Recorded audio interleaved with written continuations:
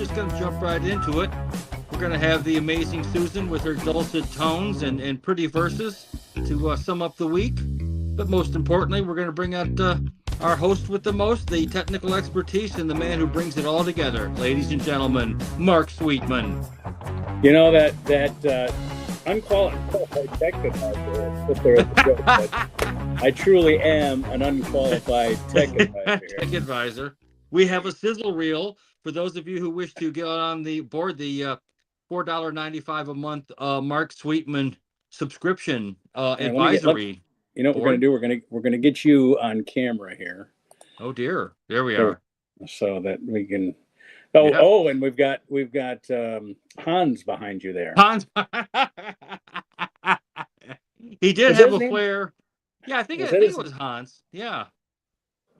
Dustin Hoffman was originally offered the role, and he had to go film, I don't know, a little film called The Graduate. So he's like, I just, I can't make it work. So the Deutsche Bahn with a ding bang bing bang boom. The Deutsche Bahn. That's baby. The Führer never said baby. Anyway, I expected to see Andy here, but we are fills in rather admirably.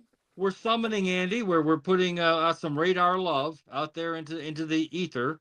Gonna see if we can tune him in at some point. Oh, before we bring Susan out here, remember last week I was going to watch Petulia?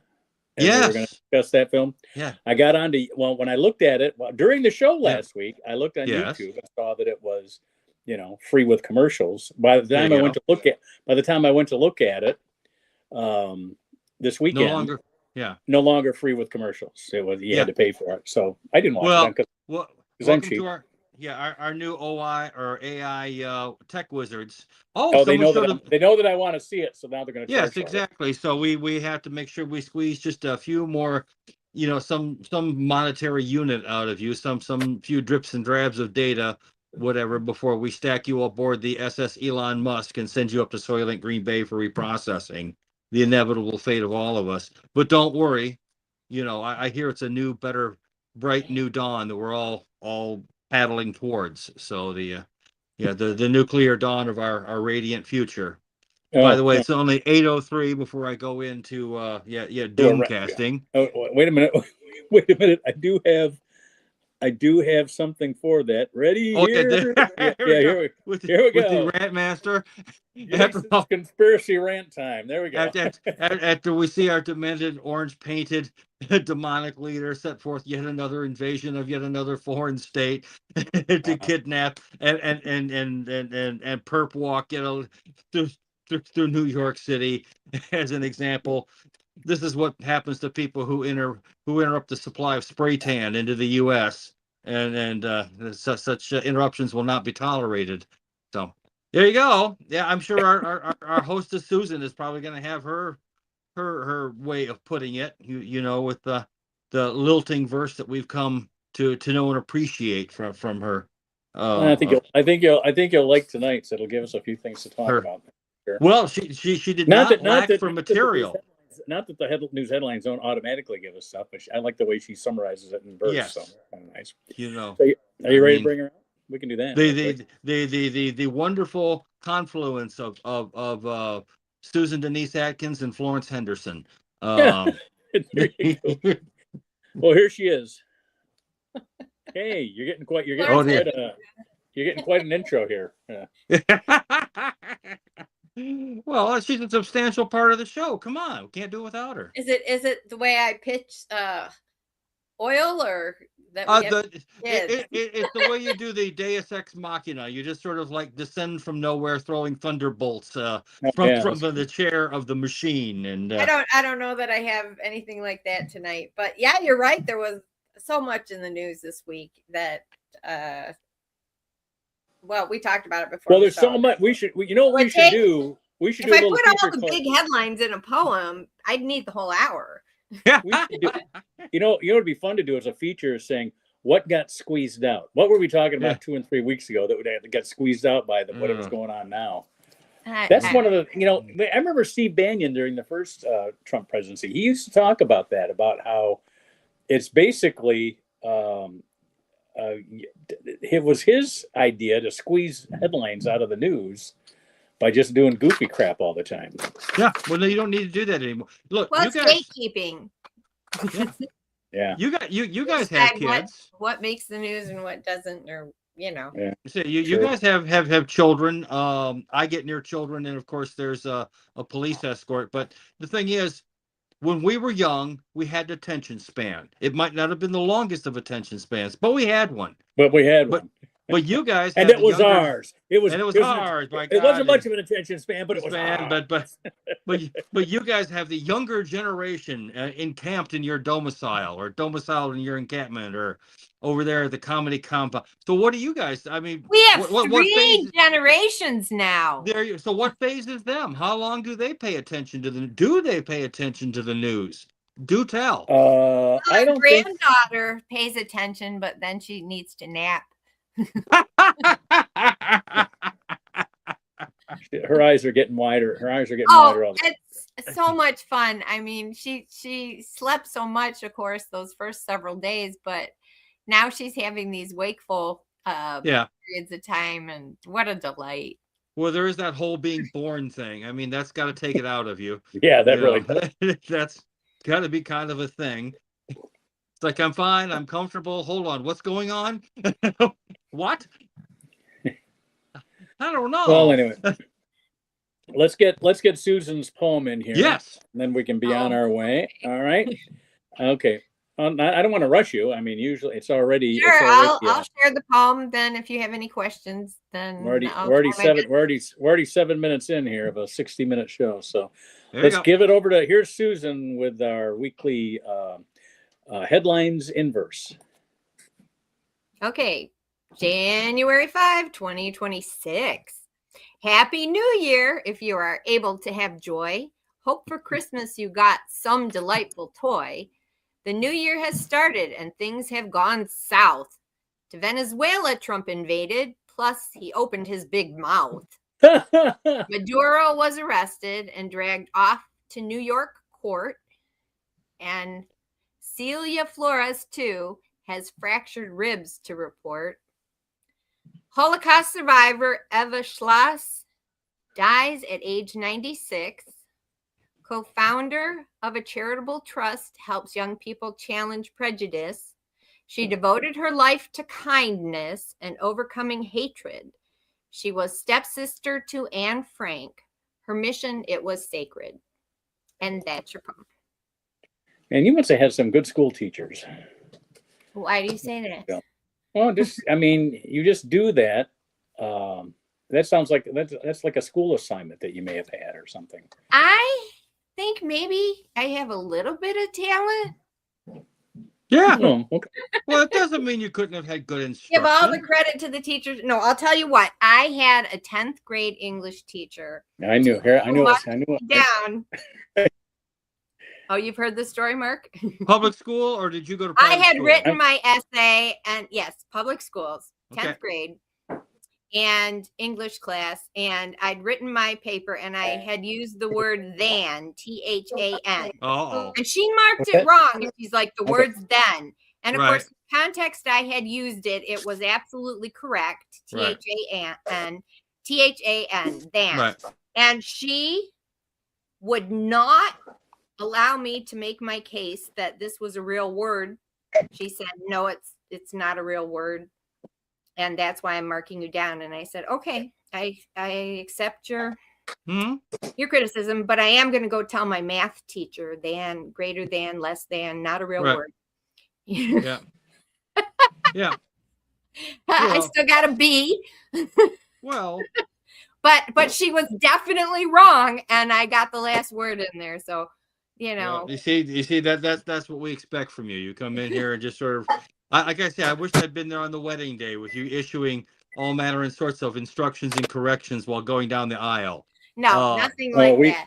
Nothing if she would have done that, the caterer wouldn't have taken our meal away every time somebody grabbed us. We had a photographer that wanted to pose us with a bunch of family members and cake. Okay, and every time the photographer pulled us away from the dining, they'd clear our plate. It's like, they would clear our plate, so we got another wedding. Get to. So then we had to go back and get more food. So Oh dear. Well, as you know, I'm the type of man that doesn't have to worry about weddings, other than the fact that I won't be attending them, and certainly not mine. So there you go. It's just the way that works. And not only that, my parents, which were a sort of synthesis somewhere between Who's Afraid of Virginia Woolf and Ma and Pa Kettle, which certainly made for interesting sort of repartee. Well, Who is playing with a microwave? I don't know. Oh, that's my daughter. We're over there at Studio A at Sweetman Productions. Also, well, I'll tell you what. Our serves son as our dining room. and daughter-in-law last year had just such a nice wedding, and they pulled it together in just a couple of months, and it was really beautiful, and they kept it within budget. And of course, we had to do a lot of the setup, a lot of the stuff, and I had to look at YouTube videos how to do a bouquet. Well, we had to call my sister-in-law to come do the hair as an emergency. Oh yes, she had not one but two people canceled on her for doing her hair. Oh no. And her maid of honor too. Her sister, was supposed to do her hair. Her brother's wife filled in for the maid of honor because her maid of honor canceled too. So geez. So Auntie Beth back in the day had her cosmetology schooling and license, so she picked up and was happy to do her hair. But I had to run interference. All right, no more questions for my daughter-in-law. She's getting ready.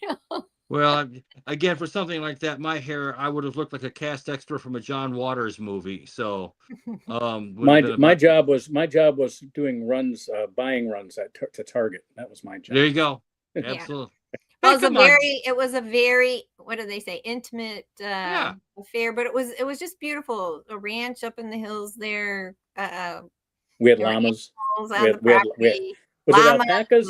Llamas or alpacas? I can't horses. I think llamas or alpacas. They resemble each other. I'm not sure. Yeah, there's more dark meat on an alpaca. But never mind that. Anyway, it was beautiful. And October in Southern California, you could be outside.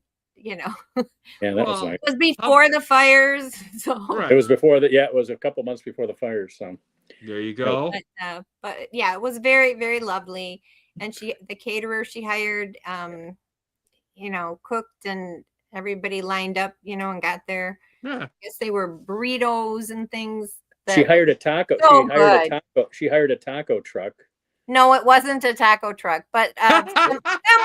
I thought she told me. When she was describing it, that's what I said. Is it like a taco truck? She's like, no. But he had like a barbecue and did some different meats and stuff. It was delicious. Wheels? It was so good, so good. One of the things that was nice about it, it was a Sunday wedding, and so they did get a lot of stuff that they probably wouldn't have gotten if it was a Friday or Saturday, because those are the nights that most people are using the caterers and stuff. So it worked out nice. Well, you guys have known people, shall we say? How many really extravagant weddings have you been to? And the marriage didn't turn out to last at all. So I mean, something that I think is a little more down to earth, I think, is probably a better way to launch. Not that I'm any expert, but it seems a better way to launch a marriage than anything. I mean, you guys remember it. Seems like you had a good time.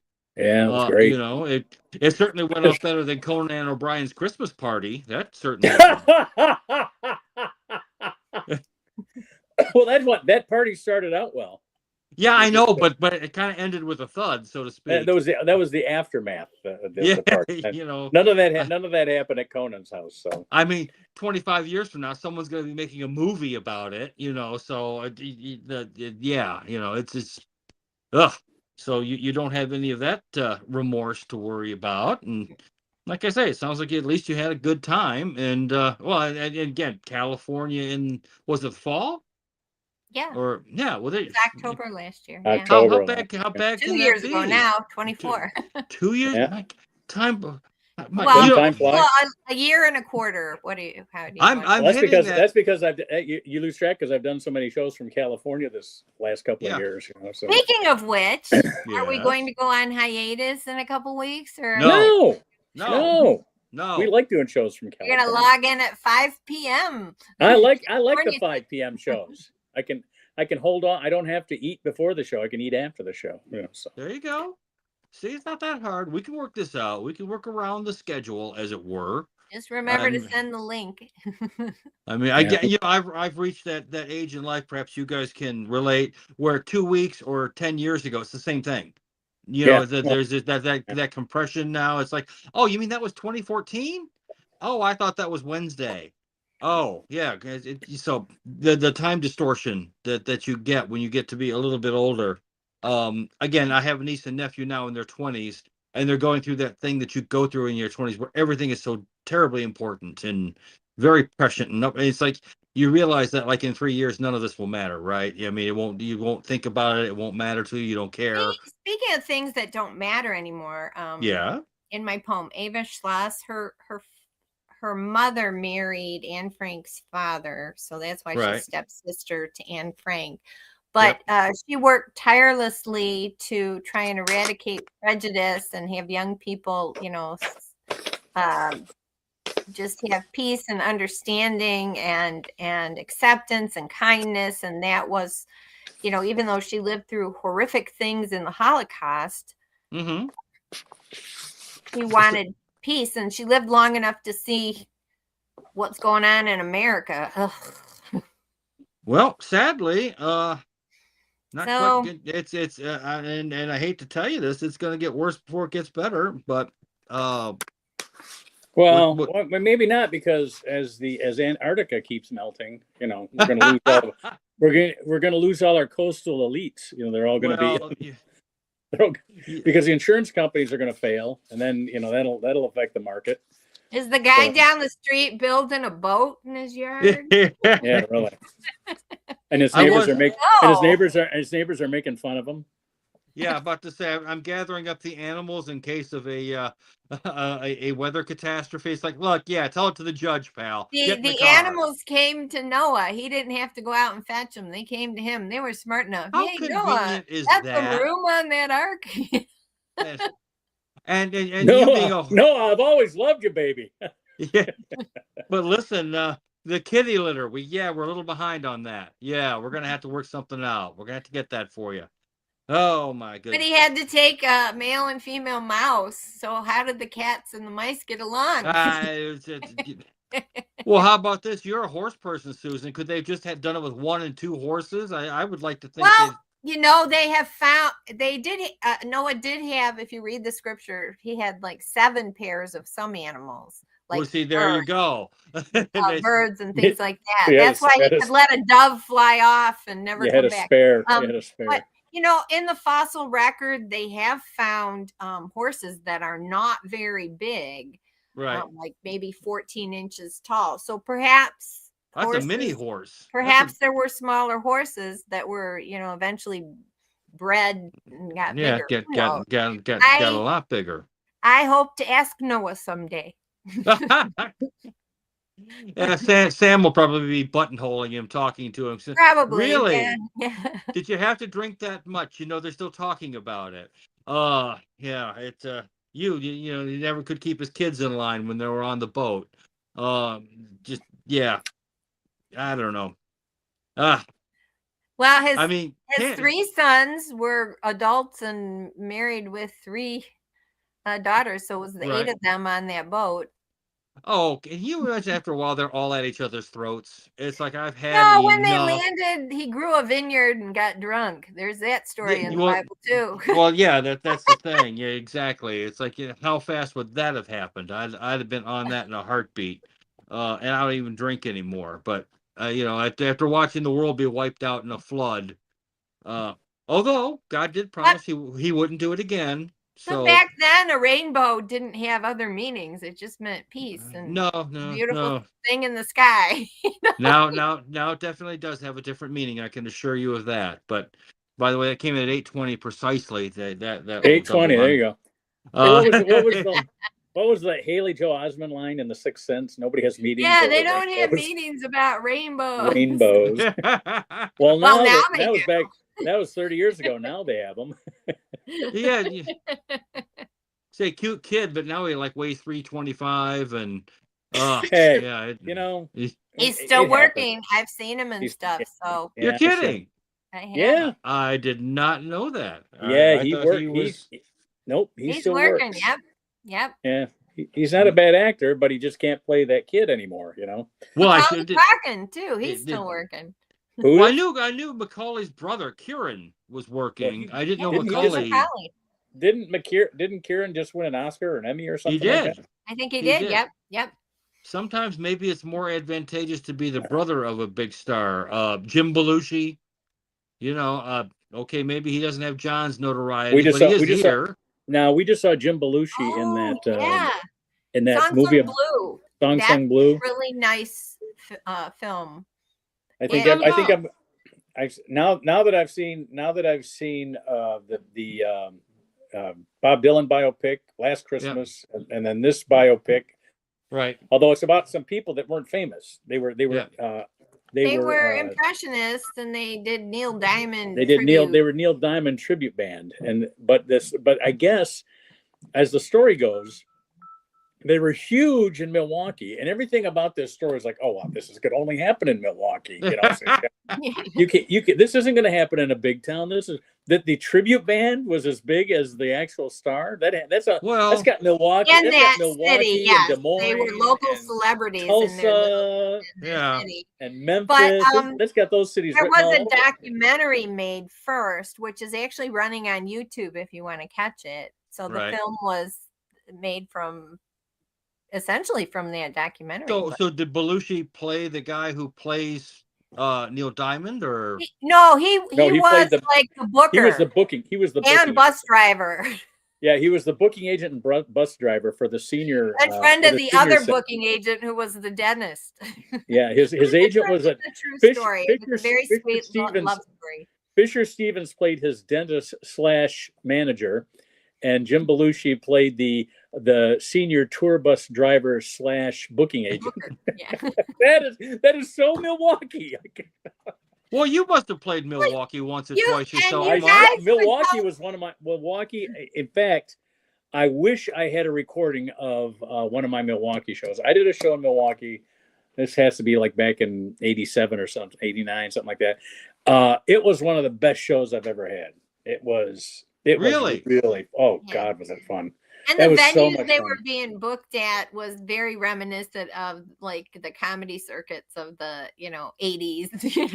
So to get sort of engineering about, was it like sort of one of the great comedy rooms? Sort of that shotgun style, where Milwaukee. The room I worked in Milwaukee looked a lot like one of the original Comedy Castles. Okay. When I say one of the original, I mean there can only be one like original. Millions or something. Ridley had about 7 locations before he got that one on 4th and Troy in downtown Royal Oak. Right. And he had one called Fridays in West Bloomfield, and that room in Milwaukee reminded me a lot of that room. Sort of a place that though looks like it'd be good for this sort of thing, not like a modified bar where you're up on some boxes. No. Ridley. It wasn't until Ridley got to where he's at right now that it looked like a comedy club. Everything else he had looked like the back room of a restaurant or a bar. Yeah, it was restaurant. Because you know why? Because that's what they were. They were the back room. Or in the case of Laffrey's and Red Cedars, it was the basement of a bar. Mm-hmm. Right. So I'm glad there were sparklers and drinks.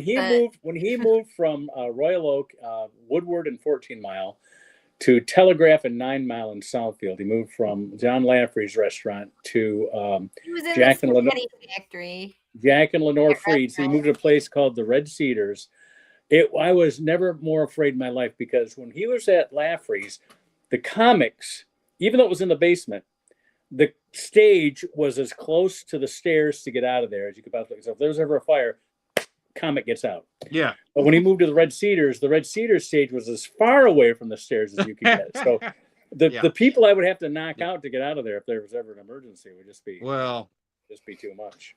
I mean that's just the way it goes. But I mean, at least I think sometimes the quality of the room helps out. Although having played in a few dives and a few church basements and another sort of locale. I mean, you make the best of it. You do And what you can with VAs it. and moose halls and Every one of those locations. water buffaloes. Ridley had now the location before the one he's in now, the old spaghetti factory. That one was a big enough room that they could have smoke eaters in there, and it wasn't that bad. But every other room before that, they were just so smoky all the time. Yeah, I mean, all the time. It was like when we used to fly when they allowed smoking on airplanes. I mean, the smoke wasn't going anywhere at 30,000 feet. No. Same thing with some of these nightclubs. Yeah, well, they were pretty bad. And who likes to get all dressed up and you wash your hair and you get all gussied up and then you go out and you smell like an ashtray. Guys, we watching Midnight Express, which again was shot like 87, 88. I watched that. Did you make me watch that? I watched that. Yes, I did. Yeah, okay. but that again, dinosaur movie, in that a lot of the casinos, almost all the casinos that you see are no longer there, but also people still smoking at restaurant tables, people still smoking inside, people still smoking in office buildings, people smoking in the airport terminal. Yep. Smoking on the pediatric hospital, and people smoked in the hospital on the floors where there were children. And then that was one of the first places in Michigan that became not no smoking in hospitals. And got to start somewhere. Designated smoking areas like outside of the cafeteria and stuff, but people were still lighting up on the elevators and stuff. One of my favorite pictures of my mom, she and her sister, they're both about 18 months pregnant. I mean, they are both very pregnant women. 18 months. I mean, their hair and curlers. With moo-moos, with a cigarette in one hand and a highball in the other. And we're like, Mom, you smoked and drank. She goes, how else do you get through a pregnancy? Were you one of the children in utero during that time? Oh, absolutely. It was either me or my little brother. Yeah. Right. At the pediatric hospital where I worked, on every Friday there would be the radiologist would hold this weekly lecture series with x-rays they'd put up of various diseases for the med students and the residents to learn. That's a party. But the three radiologists would be down there. Oh yeah. I had my first son while I was working there, and I'm very pregnant, doing the camera and everything on to blow up the images large on the screen, but very pregnant, and they're just smoking away, and they're doctors and radiologists who know better. So it was just a different world, but I'm 5 feet from them and I couldn't help but I'd be doing this.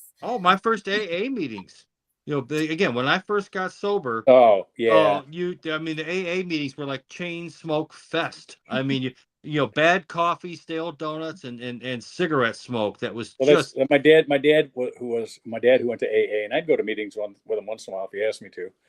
But I would always mention the smoke, and he'd say, "Yeah, I think a lot of those people are there just because they can't afford cigarettes anymore. They don't drink. They just come for the cigarette buzz, I just needed some people with a little sin left in their life, because once I gave up drugs and alcohol, I never smoked. I never smoked cigarettes, but it's like I gotta, I'm white knuckling enough as it is. I gotta have a little bit of something extra here, because that's just too crazy. To be completely sin free. Now I can approach it from that position, but the first couple of years of being sober are challenging, to say the least. I mean, at this point, not so difficult, but I tell you, oh dear. Like John Candy behind you there. Thank you. Yeah, we've been talk about another. I'm not trying to be deliberately morose, but died way too young, man. Oh, way too young. In fact, I recently watched Uncle Buck. That's got Macaulay Culkin in it. Yes. Actually, a very charming film. I had never There's a documentary out about John Candy that I saw. Yes, I watched that too. Very, very good film. Yeah, no, I mean, I don't think anyone's got anything bad to say about him. It's not like they turn the camera off and it's like, bastard, I'm glad he's dead. I was dancing on. No, nothing like that at all. No, quite the opposite. exactly. I mean, like He when was a Chevy, very lovely, lovely man. when Chevy Chase goes, his headstone should look like a urinal just to accommodate the people who are going to be visiting his grave. Now I'll tell you what, though, Chevy You Chase mentioned that makes me there's laugh. now a documentary out about Chevy Chase right now. Yes. That's the counter John Candy. Yeah. They both made me laugh, though. I'll tell you what. They did, and I obviously have never met Chevy Chase. You people have been in show business, the both of you. You know as well as I do. Anybody's going to have their good days and bad. Chevy Chase either, but I'll tell you what, he would do those pratfalls down the stairs, and people Chevy Chase and the Three Stooges made me laugh. People loved it. That physical comedy is so hard to do, and when Saturday Night Live first hit the air, for about the first 8 weeks, it was not even on the NBC affiliate in this area. It was actually on WJB or on Channel 50. They had just canned the Ghoul, and they were putting on Saturday Night Live. It was on Channel 50 that was picking it up. NBC, the local affiliate was, I don't know if they were still running. I don't think it was Carson, but because that used to be the thing. Carson. NBC ran something on Saturday night before that. For years, it was Johnny Carson. That might explain why it was. By the time I'd heard of Saturday Night Live, they were already well into their second season. Well, yes. No. So you know what? I didn't know that Chevy Chase was only that one season because he wasn't on it. But when I started, about half of the second season, he made it through. He made through the first season. Few episodes into the second season, he was gone because he had gotten bigger. No, I remember. Look, check it out. Maybe when Andy gets on, we can look it up, or you can check. I used to watch. Though as a kid, we would get Canadian television, and we'd watch Second City or whatever the Canadian show was, and John Candy was on that, and my sister Sharon and I just laughed. He did a bit called Lunch with LaRue. Yes, Johnny LaRue. Yeah. Yeah. Oh, you remember the character? See, that's how memorable it was. It was funny. Yeah. Yeah, it was. And Second City for a while was funnier than Saturday Night Live because again, those first 4 years people forget. Just sort of it. No, it became a giant very quickly. Because they had a problem with the name because originally Howard Cosell had a very short-lived ensemble or variety show called Saturday Night with Howard Cosell, Saturday Night or Saturday Night. It lasted like 6 episodes back in the day when you get canned in a hurry. And NBC had Live from New York. It's Saturday Night, and again they got into some issues in terms of the name. But eventually it was cleared, and like I say, the first 8 or 9 shows were on Channel 50 because they were they were filling in. The Ghoul had been fired. The Channel 4, I don't know if they changed to WDIV at that point or not, but they were not carrying the show. They were carrying probably their own programming at that point. Well, that's right. I think because there was a thing about monopolies and Detroit and New York, like swap stations or something. There was comply with the FCC rules. Well, again, Mark can probably. Now you're really taxing my memory. Wasn't the Channel 4 affiliate owned by the same people who owned the Detroit News? I think they owned WWJ or WJR. Okay, or one of the radio no. WJR back then was owned by Capital Cities, which also owned. So it might have been WWJ. One of the other big the news, WWJ Radio, and Channel 4 were all owned by a company called the Evening News. Yes. Yeah, they got bought by Gannett. Yes.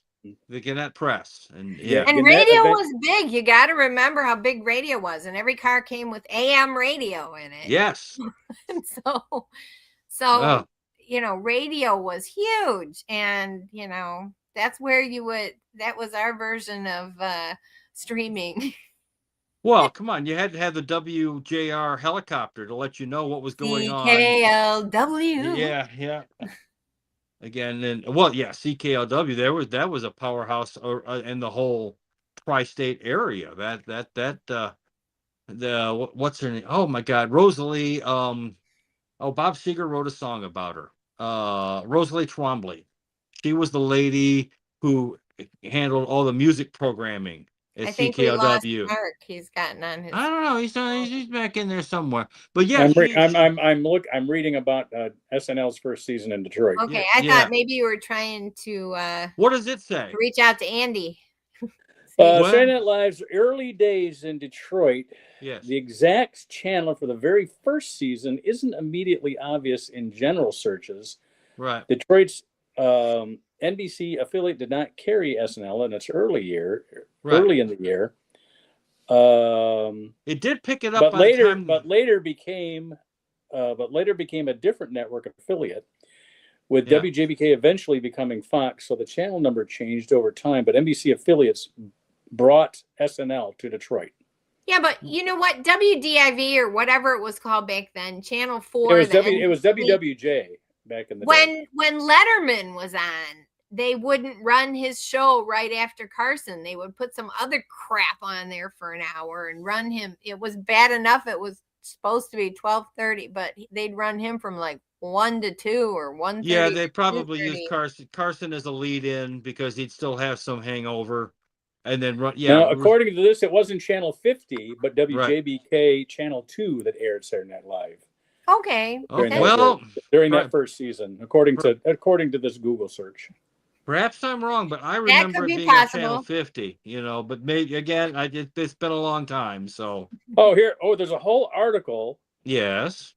It's what the Detroit Free Press actually ran an article last year. Says it's the 50th anniversary of Detroit TV not airing the SNL premiere. Well, see, there you go. The Free Press did a whole story. We're still talking about it all these years later. That's when you grow up in Detroit. Hey, I'm gonna have to cut out. All right, Susan.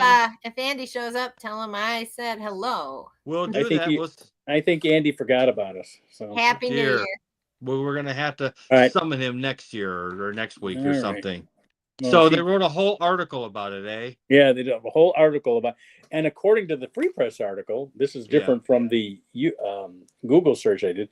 Yeah. It was only that first episode that that they didn't broadcast. Okay. That the other affiliates said, "Oh, you got to get on this," and it was other affiliates around the country, NBC affiliates saying, "Oh no, this is going to be something." Right. Well, I remember that later on they did pick it up, but the first few episodes were not on. Well, I remember they used to run a show on NBC called Weekend. Yes. You remember that? Yes.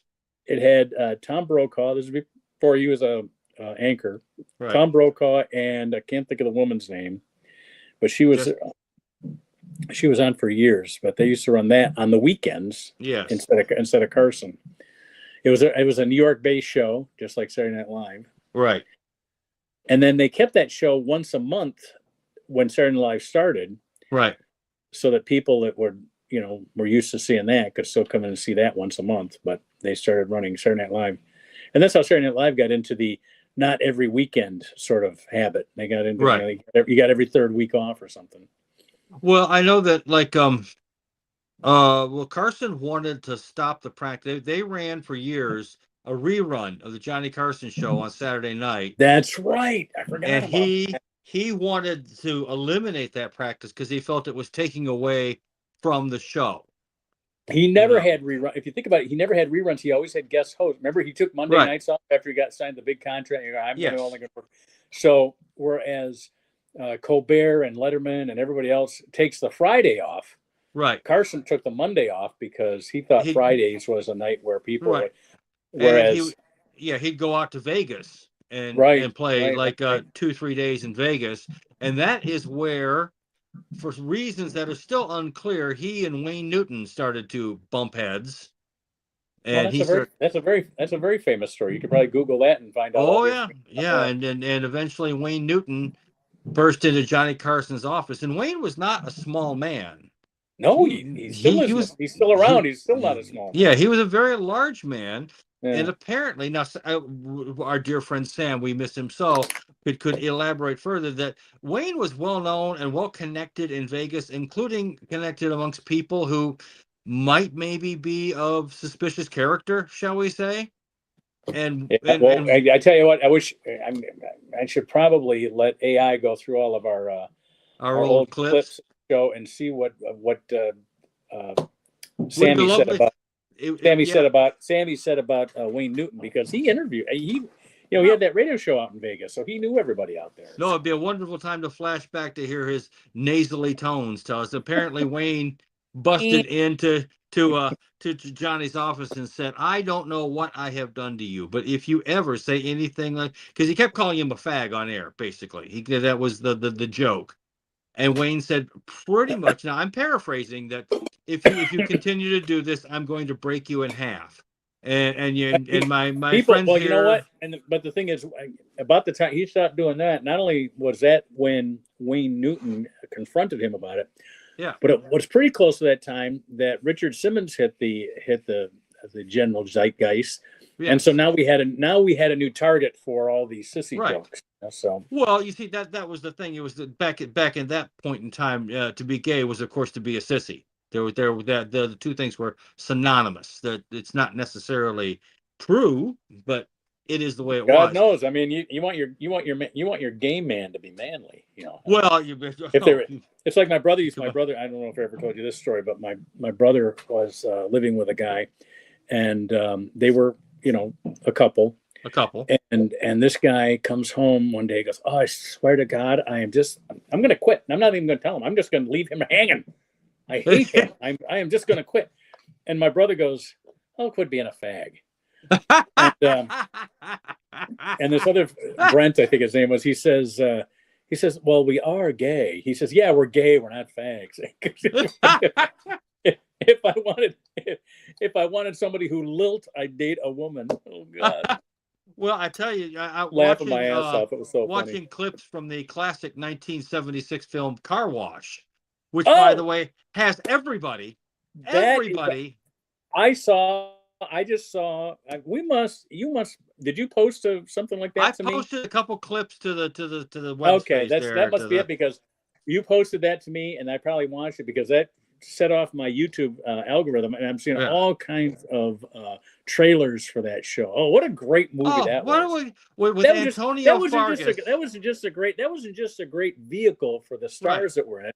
It was a great movie, no matter who was in it. That was a great movie. And you know what? And it made a fortune. It made money. It's one of those things. They probably made it for $2 million if they spent that much. Back then they probably made it for $500,000. You know what I mean?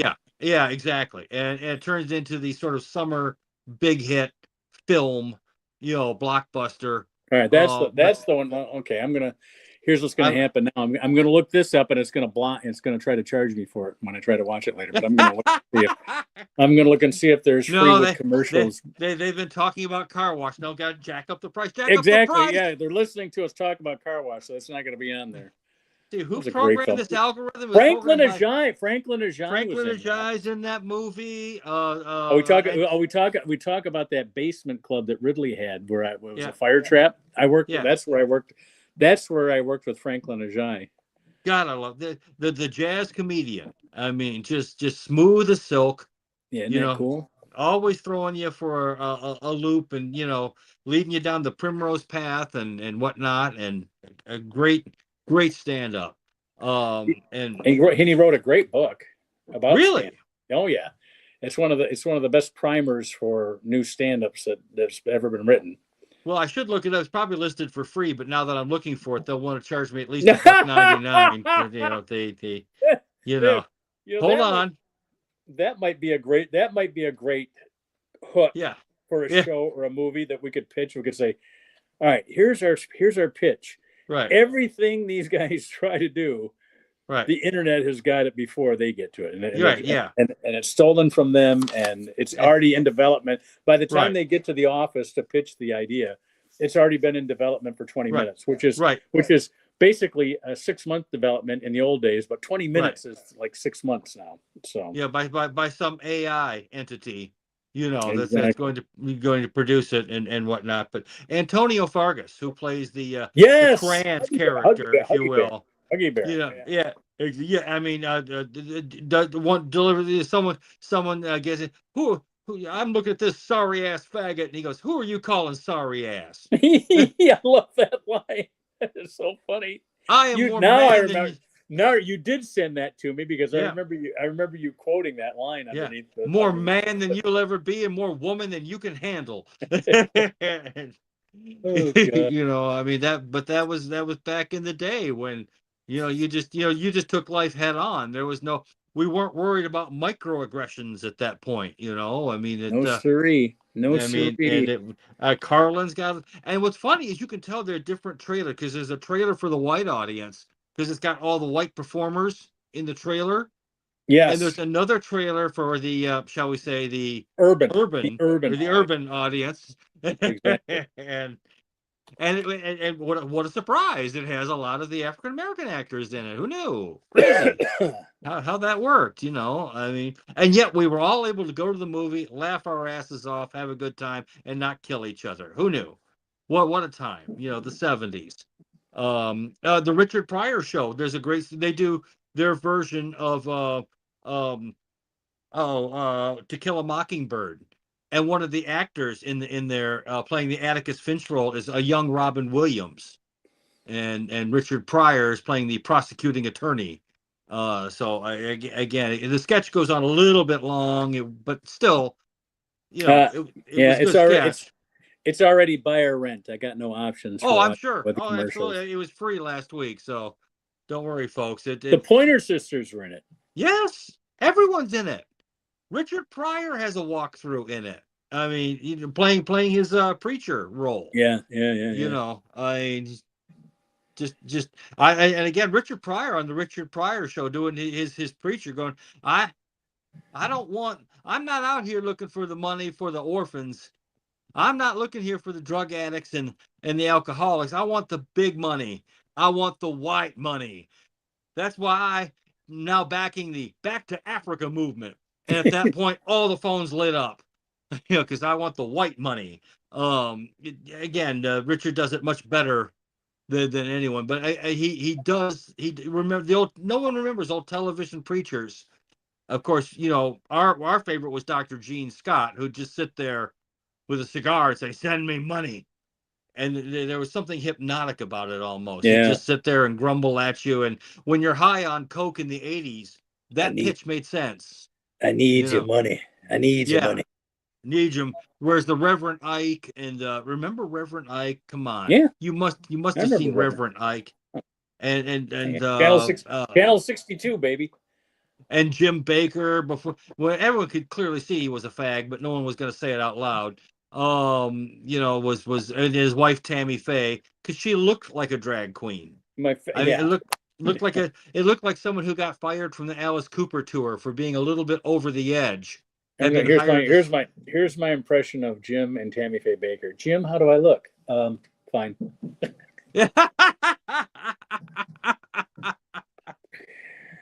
Oh God! Or you look like a $5 whore, I guess. I guess. Jimmy Swaggart, who would be hiring $5 whores to run around and entertain him down in Baton Rouge, Baton Rouge, until he was exposed for his little picadillos and his "I have sinned," and then Bob Guccione of Penthouse goes down and does a photo shoot of this paramour that he was paying to, and oh my goodness, we this is a family show, so we will spare you the details, but I mean it looked like she was recently fired from the oil rig she was dancing on. Because even on the oil rig they have standards, It's just like, it's yeah, exactly. You look at the boots she was wearing. It's like, yeah, she used to be a buck dancer on an oil rig. I mean, oh my God, the late 80s, early 90s, people. If you weren't there, sorry, you missed it. It was interesting to say that just before the internet started to rear its ugly head. Before cell phones were a rumor. They were a gee whiz gadget that was just on the horizon. Well, I tell you, I had a cell phone when the towers went down in 9/11. I had a cell phone then, but still, I got the information from AOL chat group or something like that. Somebody sent a message. You know what I mean? You had to have that up all the time. You couldn't get a message on your phone. You had to have a chat group. Remember, I bet you had a pager at some sure point. Did. Yeah, sure did. We had to have a pager. You know, people need to get a hold of you. Remember the expression that's no longer in use? We can't get a hold of him. He's in his car right now. Yes. Yeah. Yeah. No, those words are no longer strung together in a sentence. You know, it's just the way it is. You know, so yeah, it's crazy. So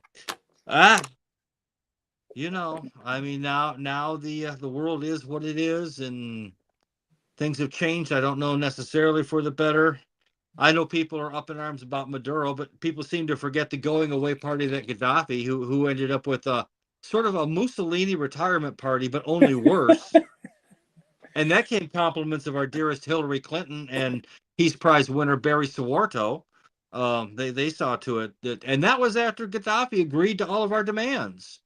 So what are you gonna do? Remember what Henry Kissinger said: to be our enemy is one thing, but to be a friend, no.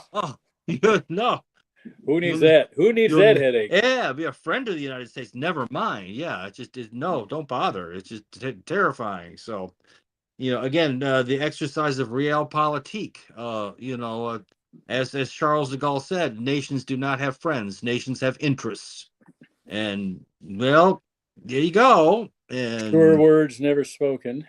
Yeah, and we shall see with this. I suspect the whole Venezuelan thing was actually it means many things to a lot of people. You can project upon it, but I think it's also I'm still here. Also a way of telling the president of Mexico, Miss Scheinbaum, and how Miss Scheinbaum got to be president of Mexico. You know, it doesn't sound. If it was Gutierrez, okay, or something like that, or Diaz. Scheinbaum?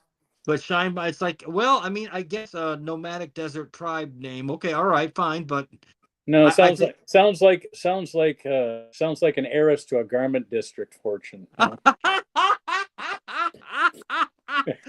Her pulling up in an older Rolls Royce, you know, with a cigarette holder. Yes. And some ash coming off the cigarette.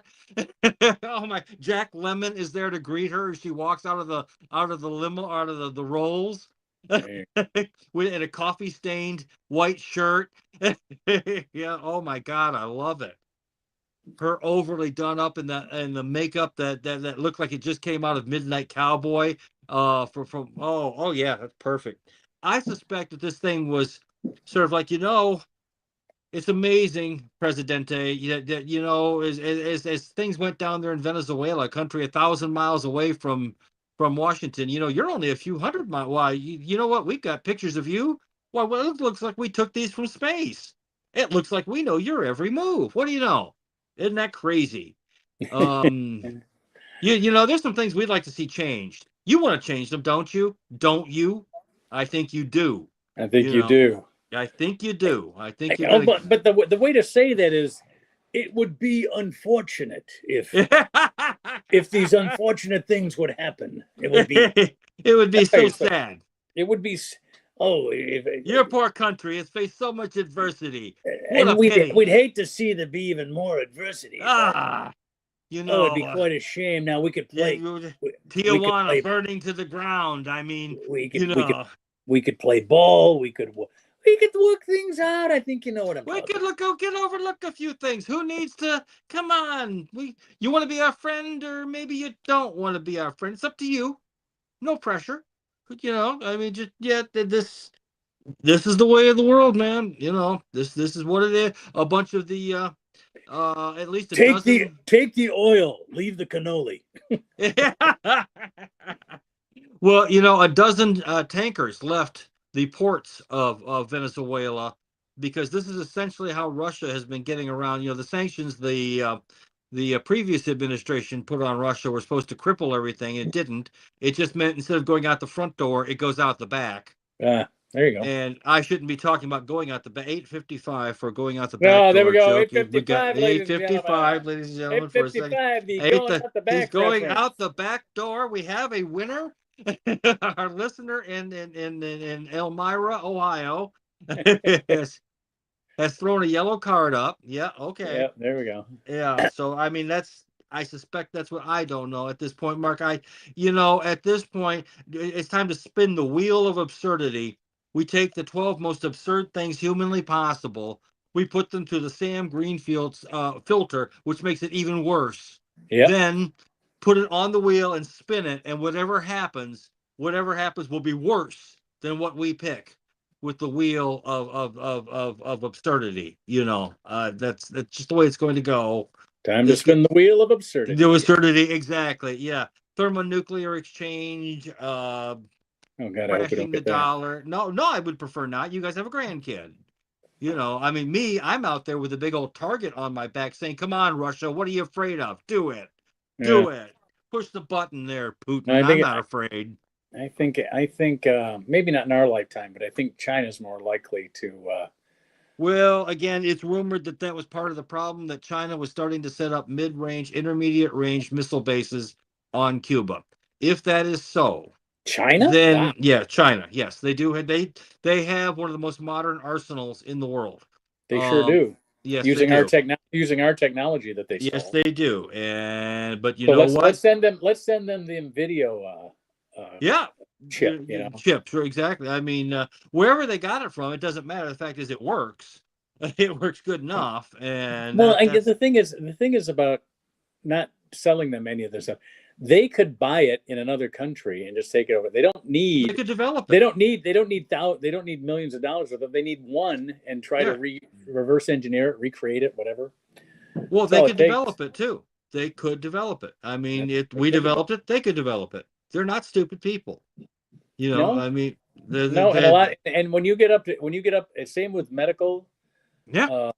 Same with medical. Same with we still read The Art of War by that Chinese general from Sun Tzu. Yeah, yes. Exactly. So I mean, there at certain levels, it's sort of everything becomes international. So a lot of these things, it's like everybody clammed up when COVID hit. Like nobody knew nothing. Everybody was like, I know nothing. Everybody was Sergeant Schultz when COVID hit. I know nothing. Well, the sad truth of COVID. And here's where, let me get the tinfoil hat out. Damn it, I should have that by you so I can put it on. Hold on. We got it for you. Here we got the tinfoil hat. We got your crawl screen right here, baby. Yeah. Here we go. All right. That's from, okay, here we go. It's completely from Dr. Fauci, who decided to use Peter Danzig, Danzig at the Eco Health Alliance, who then used American money to open up the lab in a third world country to weaponize viruses. And that's how it got loose. So, and guess what? While we can blame them for the China virus, we sponsored the China virus. So it's all our fault ultimately. And it's all come, and no doubt. Hold on, someone is knocking at my door. They're saying I need to come. No, never mind. That's okay. We're at the end. We only got a minute and a half left in our show anyway. Yeah. So just hold them off for another 90 seconds. Fellers, I'll be out there in just a minute. I'm blowing the whistle. By the way, blowing the whistle means 8:58 for a blowing the whistle joke. Okay, we're ending with a flourish, much like the Detroit Lions. Sucking at the end. Not bad. It was a good game. I like that game. Yeah, good game. It's fun. It's funny is everybody's talking about how if they lose, they get a better draft pick and they get better scheduling for next year. And all I could think of was, you said they're playing the Bears. I don't care if we're both 0-14. I want the Lions to beat the Bears. That's all there is something primal here. If you live in this area, you want to beat the Bears. You want to beat the Packers. We've forgotten about the Vikings. Although I like to dress like one every now and then, but that's personal. Oh, here comes the music. There's the other music. There we go. There's the outro. Well, you know what that means, folks? That means we're at the end of our hour. It was great seeing Jason. Sorry, Andy wasn't able to find out what happened to Andy. Stan's birthday was last Friday. He's probably the reason he's still doing it. Stan Greenfield, one of our great friends, funny man, always always something sharp and witty to say. We miss him tremendously. And so we'll dedicate this show to Sam Greenfield. Great guy. Good night, Sam. Salute to his wife, his widow Barbara, his daughter Cassandra, or Andra, I guess he goes by now. Yeah. And we'll see everybody next week, because next week we'll have a whole new show. Hopefully Andy will be here, and join us then, please. Good night, everybody. Good night.